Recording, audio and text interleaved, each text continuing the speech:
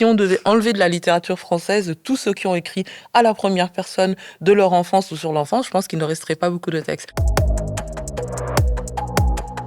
Pour moi, l'intimité de la narratrice, donc le récit est en grande partie autobiographique, donc je me sers d'événements de ma vie. Je le prends plutôt comme un reflet de problématiques collectives. Ces sentiments, le fait de se sentir coupable vis-à-vis de son milieu d'origine, le fait de se sentir pas à sa place, d'où le titre Allô la place, le fait d'être ambivalente sur le milieu dans lequel elle évolue, c'est simplement vécu avec une subjectivité, exprimé avec une subjectivité, mais je pense que on est nombreuses à aller traverser ces affects-là. Il y a un écho très intéressant dans ce que vous dites.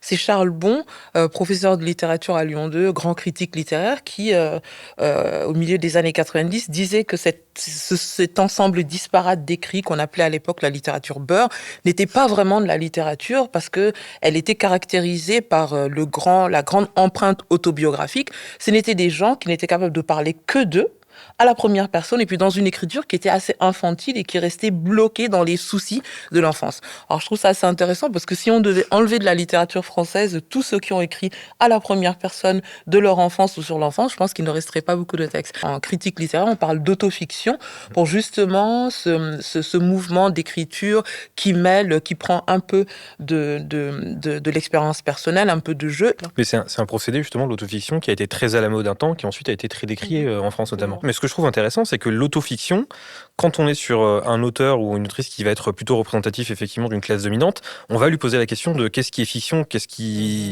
Quand on est sur des auteurs ou des autrices effectivement qui sont originaires de quartiers populaires, on a cette assignation à la réalité aussi. Mais effectivement, de se dire que pourquoi est-ce que ce serait qu'une parole autobiographique ?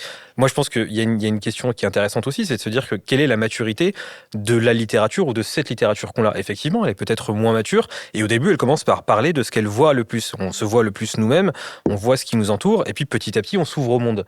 Donc c'est aussi l'un des intérêts. Comme une étape, en fait, aussi. Bien sûr, c'est une étape, ouais.